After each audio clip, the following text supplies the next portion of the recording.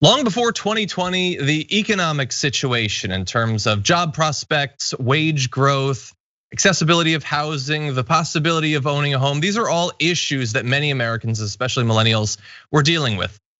And then 2020 happened on top of it, making almost all of these situations worse for tens of millions of Americans. Well, into that gap, some corporations are trying to make things a little bit better, help to fill that gap economically for a lot of the people that are struggling.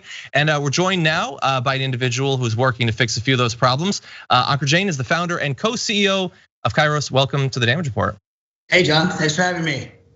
Glad to have you here. Right before we went live, we were talking about one of the most recent initiatives that came about as a result of the pandemic. Talk to me a little bit about what Kairos is doing in terms of renters and some of the economic pressure that they've been feeling. Yeah, I mean, look, taking a step back, John, I feel like this is the most typical 2020 moment for millennials, but it's not only are we facing our second once in a lifetime financial crisis, but at a moment where we finally could use like getting back on our feet, and we're finally getting a chance to get ahead. This crisis puts the majority of unemployment on our generation.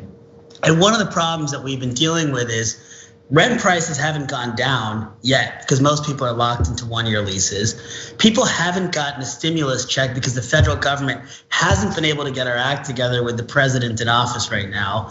And so the question we've been trying to figure out is how in the world do we put money back into people's pockets now, rather than waiting when people have a rent bill to make next month. People are gonna start getting evicted at the end of the year. And so we started figuring out ways to use some of the innovation we've been building to create a $45 billion stimulus check program that's quickly now being rolled out by mayors across the country. So John, I don't know if you've seen this, but there are $45 billion of cash locked up in security deposits across the United States. Just think about it. That's money that people like you and I have earned. The average American has less than $1,400 or less than $400 in emergency savings, and yet you have $1,500 on average tied up per renter in a security deposit, right? Mm-hmm. Now, when you go rent a car, they don't say, hey, John, just in case you get into an accident, I need you to give me $10,000, and don't worry, I'll maybe give it back to you at the end of your car rental, right? So the idea that you have to do that for housing makes no sense. And so just like with rental cars, we created deposit insurance. So you can pay $5 a month, your landlord's protected, and those thousands of dollars go back into your pocket. And so just in the last couple months, John, we've now put $200 million back into the pockets of millennials across the country. And we're now working with mayors, including Mayor Cranley in Cincinnati, Mayor Bottoms in Atlanta. We worked with Governor Cuomo here in New York. And we've actually been passing these policies that give every millennial renter access to their security deposit immediately. You know, I want to talk more about some of the cities that you're doing this in, but you were mentioning the overall amount of money that's effectively wrapped up in security deposits, which I had never heard cited before. That's actually a crazy amount of money.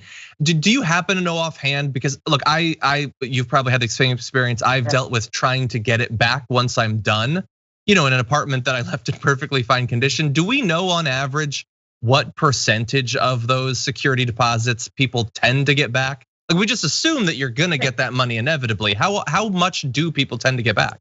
It really varies by city and by housing type, John, but that's why insurance works for this type of thing. It's that you shouldn't be taking money out of people's pockets just because of what if, right? Especially at a time like right now when people need that money. I mean, think about how much effort went into the bickering at the federal government level for a $50 billion stimulus the first time around, right? I mean, to be able to do that overnight without having to affect any crazy tax policies, without having to hurt landlords, putting that money back into millennial pockets now, I mean, that's a big deal. And I mean, look, it's not just how much you get back. The problem is, to your point, you could be the best renter, have no history of damage. You could leave an apartment in perfectly good shape, but your landlord might just turn around and say, you know what? I like that scratch on that wall. That cost me $500. I'm keeping your money, right? Mm-hmm. There's nothing you can do about it. And so by putting this money back into people's pockets, you're not only reducing the upfront cost of housing by 50% and putting the average of $1,500 back into someone's pocket, but you're also balancing that power dynamic between the renter and the landlord, which doesn't exist today. You mentioned sort of how we now have this long period where the federal government hasn't really done much. So I'm curious, as you mentioned a few of the cities that you've been rolling this out in, the legislation that's being worked on. Have you found that are there like red cities, red states that are interested in these sorts of programs? Yeah, I mean, look, over 60% of millennials are renters across the country, right? So while this has been a huge impact in major cities like New York, which is obviously the most expensive rental market in the country, I mean, you're seeing this type of issue across the country, right? And so if you look at like Cincinnati, where this bill was passed, that's going to put $100 million back into renters' pockets in just Cincinnati, right? Mm-hmm. In Miami, where Mayor Suarez is working on this, you're talking about just over $1 billion that's right now sitting there unusable by renters. I think these are the kind of common sense solutions, right? At the end of the day, we need, especially in times like these, to find creative, common sense things that just help our generation today. And that's a lot of what we're trying to do with Kairos. I mean, the other thing, John, I don't know if you and I talked about this before, but the other problem we're dealing with is a lot of the jobs people are losing aren't coming back in the next 3, 6, 12 months.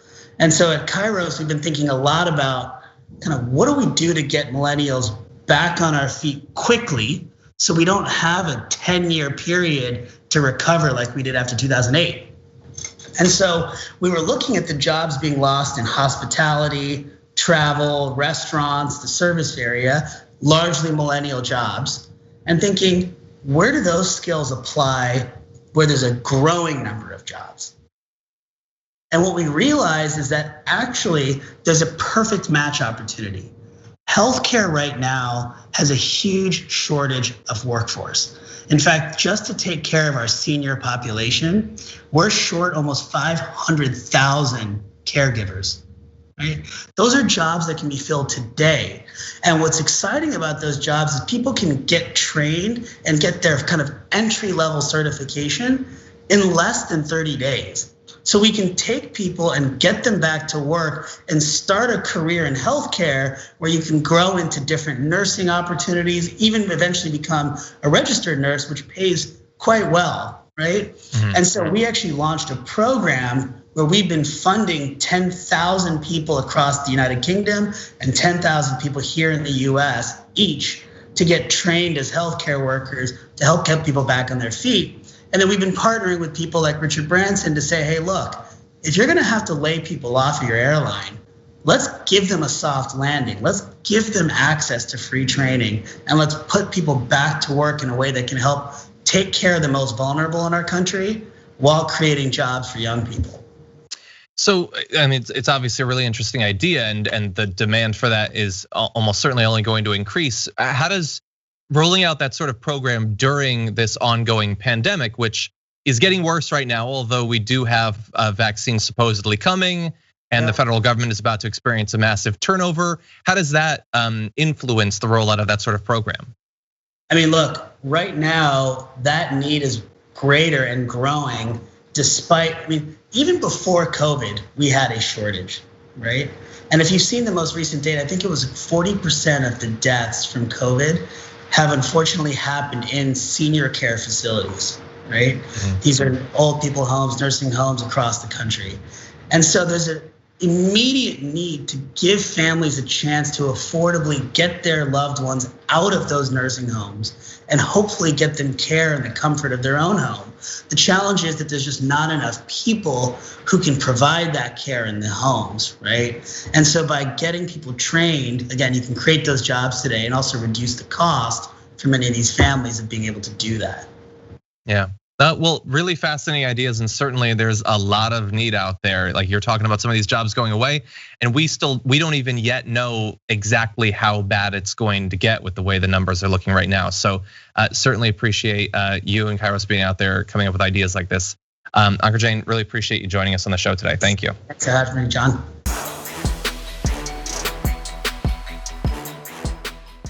For more political news breakdowns, interviews, stories of activism, and me trying my hardest to care about the occasional big celebrity news story, subscribe to our YouTube channel at youtube.com/thedamagereport. And you can ring the bell wherever it is so you don't miss anything.